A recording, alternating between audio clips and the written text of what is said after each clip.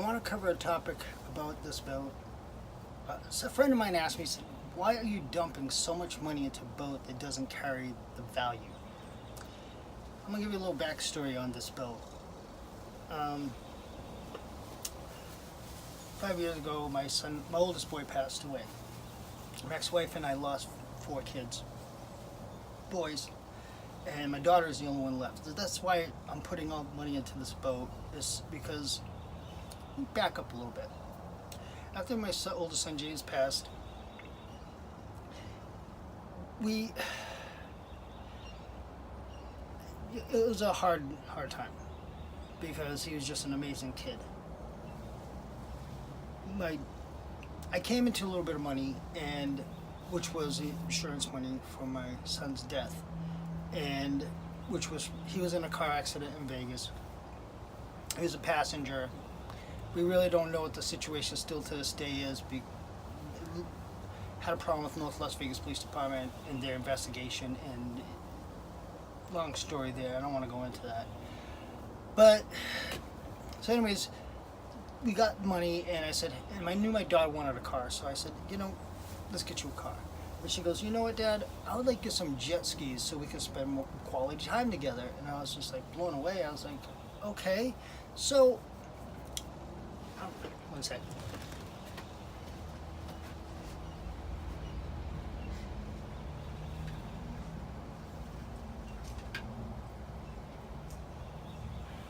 My apologies, I'm filming this on my phone because for some reason my GoPro's not working anymore. So I'll be filming most of these episodes on my phone until I can afford to get another GoPro.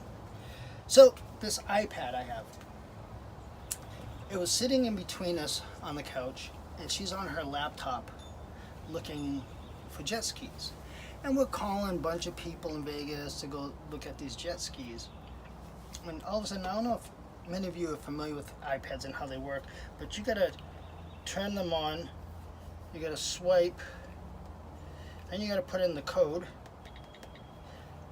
then you gotta log into the internet, and then you gotta search for whatever you're searching for. Well, this thing came on by itself. Mind you, this is only maybe a week after my son passed. Came on by itself with this boat on Craigslist. And my daughter and I got goosebumps. And she goes, Dad, I think we need to go look at the boat. I think you're right. So we called the lady up. It's 8 o'clock at night by that time, because none of the people with the jet skis were calling us back. And we're emailing, calling, leaving messages. So we come to look at this boat. And mind you, I didn't have a truck, I didn't have nothing to tow this thing. I'm like, what am I going to do? Like, when we saw it, I didn't realize how big it was. And I'm like, how am I going to tow this? So she's inside in the galley talking to the lady, and I'm outside. I know nothing about boats. So I'm walking around, and these 2 guys that were there together looking, they were the only other person there looking at the boat. So I'm kind of following them around, kind of keeping the air open, trying to learn something. And all of a sudden, my daughter, the lady comes out, and she says, I'm sorry, gentlemen, but the boat's been sold. Now, mind you, they wanted $5,000 for the boat. Not knowing that the motor was blown, the outdrive needed work. I mean, this thing needed major work. So my daughter comes out all excited, and so I'm thinking to myself, all right, I want to just go get some jet skis. She comes out and she says, Dad, the boat's ours. And I said, what do you mean the boat was ours? She just said it was sold. She goes, well, I told her the story about how we came about the boat. She called her husband in Seattle, who just happened to be at his father's funeral. She told him the story, and he said, you know what, sell it to them, because I want to go to somebody who means something to them. She sold it to us for $2,000. Boat, trailer, the whole package.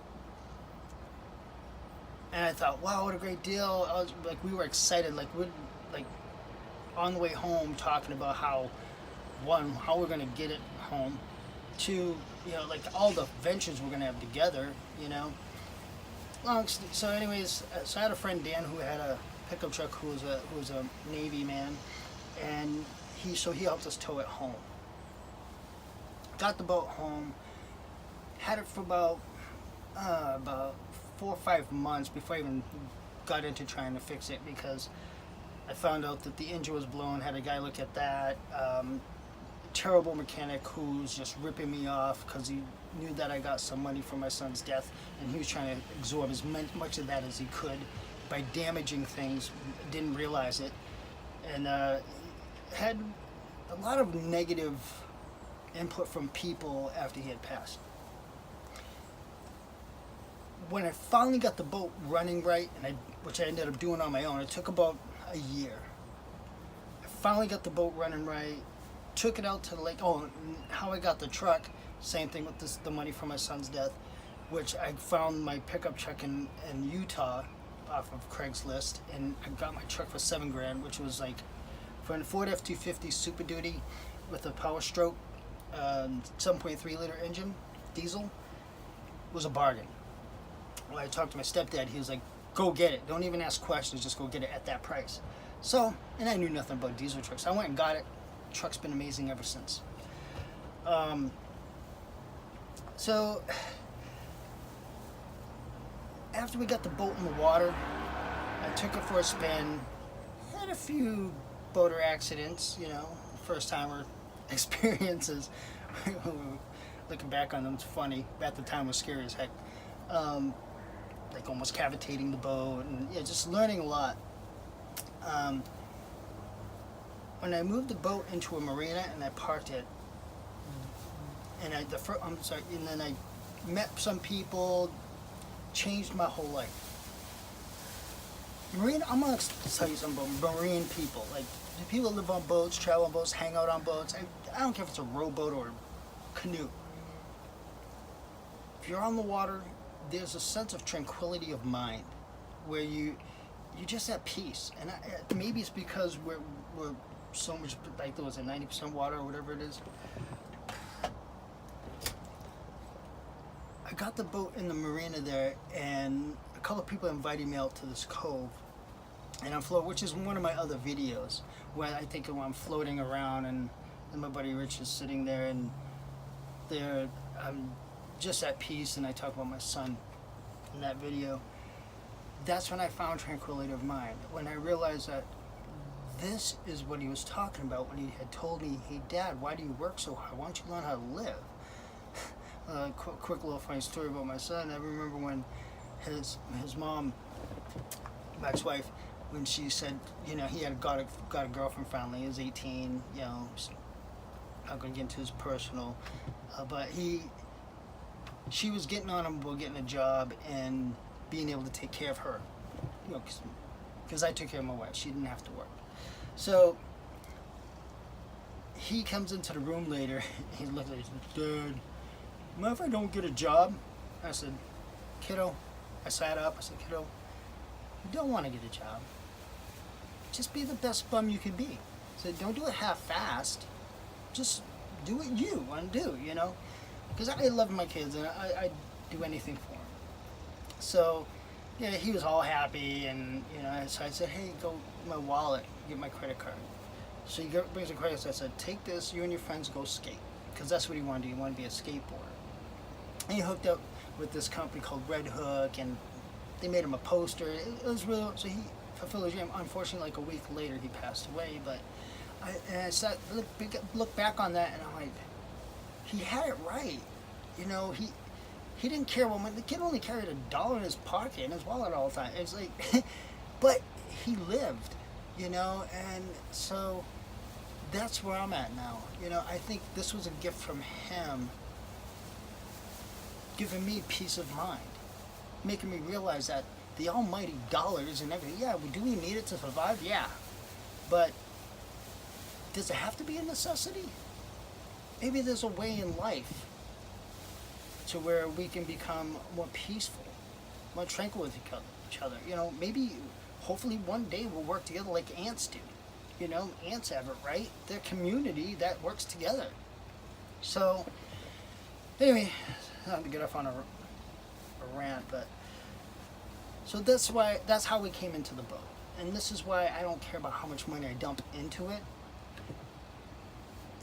I have an emotional attachment. To me, this boat, the truck, everything is an extension of my son, and not of his being, but of his spiritual meaning in life. And I don't want to let them down. I figured I'm going to travel on this boat for a while till I figure I'm going to do after that point. But until then, I'm just going to get this boat done and get it in the water. Now, I guess I should just stop it there because I'm going to get a little emotional. But so that will explain to the person that asked me why am I dumping so much into the boat. It's not about the money, man. It's about the peace of mind. You know, it's about having a purpose in life and a goal to be happy, you know. And I want to say a shout out to SV Delos. Actually, I'm going to put a link to their videos on this particular video because after my son passed when I was at work, I was talking about doing this YouTube thing, and I wanted to be on the boat because I just got the boat, and I thought, it would be cool to videotape it and share it with my family and let them know that, like, what life, there's a different way in life that's more positive, other than, you know, small family workaholics. You know, that's how we were conditioned. More money. That's what they only care about. And I've learned that I went to the point, like, where after my son passed, where I depleted my income by half. Became a minimalist. And I was actually happier, and I actually had more money in the end. And I'm like, unfortunately, we as society, the more you make, the more you spend. And not doing things beneficial to us. Not all of us. There are a lot of people out there that travel and spend their money right, you know, on them to make themselves happier. You know, thumbs up to you, more power to you. But I want to give a shout out to SV Delos. The reason I started watching that was one, Brady, he looks and sounds like my son. So Brady, if you ever see this, love you. The whole crew, you guys have been an inspiration to me and gave me this gift along with my son. By watching SV Delos, I have learned a lot about boating, and you know, eventually I plan on sailing, and I want a catamaran. I want to be able to sail around the world and meet different cultures and learn different languages and be part of the human society and nature. You know, I'm really big on this planet and taking care of it. So I just want to say thank you to Delos, SV Delos. Watch their channel, subscribe to their channel. They're awesome people. Brady reminds me so much of my son. He has that shit-ass eating grin on his face, just like my son did. Just amazing. And that's what brought me here to Florida, really, is because I knew they were doing things through the tropical areas, and I just found a real strong attraction to it. So if you tune into their channels, I've been watching them for about 5 years now, and it's been great. So anyways, I'm going to end it here because I'm rambling, and thank you for watching this segment of it. I am going to go into the solar power, shore power, generator, how to combine them and protect them and keep them completely separate from each other.